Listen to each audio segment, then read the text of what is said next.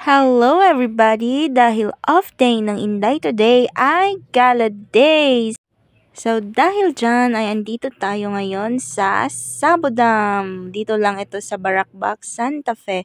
Along the highway lang siya kaya mabilis niyo siyang makita. So ito pala ang kabuuang view niya. For kids naman dito kasi medyo mababaw siya. And then, ganda-gandahan tayo.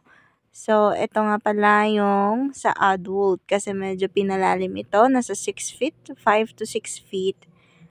Ang entrance fee pala dito ay 10 pesos at ang cottage ay 150. Kung napapansin nyo ay parang ako lang ang andito. Opo, kasi weekdays ako pumunta dahil dagsa ang tao pag weekends. So, better kung gusto mong masolo ang Sabodam ay pumunta ka ng weekdays dahil bibihira ang tao.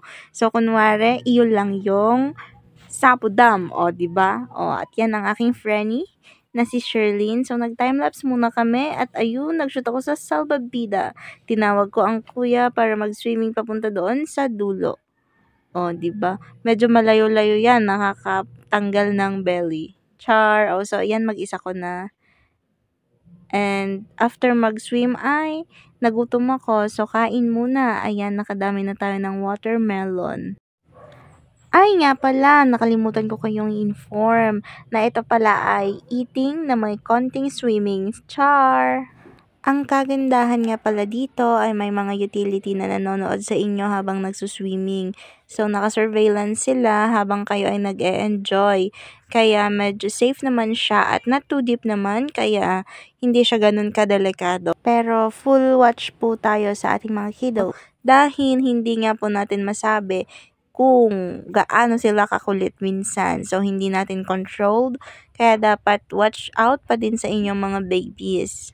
Napaka-affordable nga dito kaya bumisita na din po kayo at malapit lang din kaya carry lang, wala kayong lalakarin, malapit lang siya sa highway, kalsada.